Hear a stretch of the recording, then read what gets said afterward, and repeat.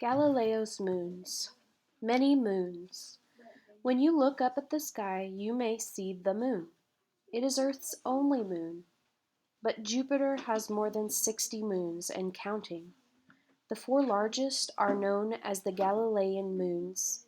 They are named for Galileo Galilei, who discovered them in 1610. Why so many moons? Jupiter is the largest planet in the solar system. More than 1,000 planets the size of Earth would fit inside Jupiter.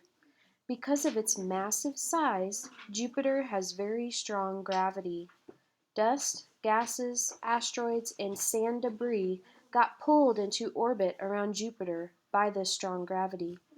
This material clumped together to form Jupiter's many moons. Meet the moons. The Galilean moons are Europa, Io, Callisto, and Iadne. Europa is the smallest of the four moons.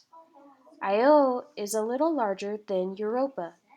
Callisto is about the same size as the planet Mercury.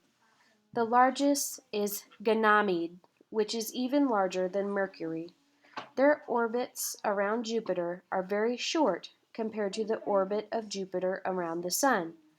Use the chart to compare these four moons. Europa. Scientists want to know more about Europa because it could have life.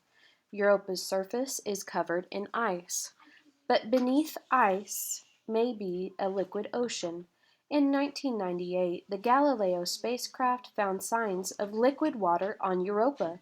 The spacecraft took pictures of cracks in the ice. Scientists think that the cracks were caused by moving water below the ice. Most of the Earth's life is found in the ocean. The same may be true for Europa. The Hubble Space Telescope recorded water vapor sweeping from Europa's surface in 2013. This gives scientists more hope in finding liquid water on that moon. Io. Closest to Jupiter, Io is covered with active volcanoes. In 1979, the Voyager spacecraft took pictures of volcanoes erupting. Lava from the volcanoes flows over Io's surface. Some places have hot spots, which may be lakes of lava. The atmosphere is a poisonous mix of gases given off by the eruptions. Io may be such a fiery place because of the way Jupiter tugs on it. The mighty planet's strong pull on Io causes materials inside the moon to rub together. All that friction heats up Io from the inside. If you rub your hands together as fast as you can, the rubbing causes friction, and your hands will get warm. Friction gives off heat, and that is why Io is a hot place. But how does it have... Callisto. Of the four Galilean moons, Callisto is farthest from its home planet. It seems to be a dead world. There are no signs of volcanoes or moving water. Space objects rained down on the surface soon after this moon formed. Craters from these impacts are still visible on Callisto's surface today. Its surface appears to have remained unchanged for 4 billion years. Ganymede. Jupiter's largest moon, Ganymede, would be a full-fledged planet if it orbited the Sun. Like Europa, it has a frozen surface. Beneath this surface, stacked layers of ice and water may exist. NASA scientists describe it as a club sandwich.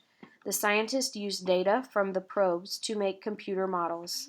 The models show up to 4 oceans trapped between ice layers. Having oceans raises the chance that Ganymede could have had life. Each ocean would be a different environment. How might the life in each ocean be different? Moon missions. In 2011, NASA launched Juno to study Jupiter. and the Galilean moons. Scientists hope to learn how the moons affected Jupiter's surface and orbit. The European Space Agency is working on another mission called Jupiter Icy Moons Explorer, or JUICE. It will study Europa, Callisto, Ganymede, and, and Ganymede. These icy worlds may have life of some sort. The Galilean moons may turn out to be the most interesting places in the solar system.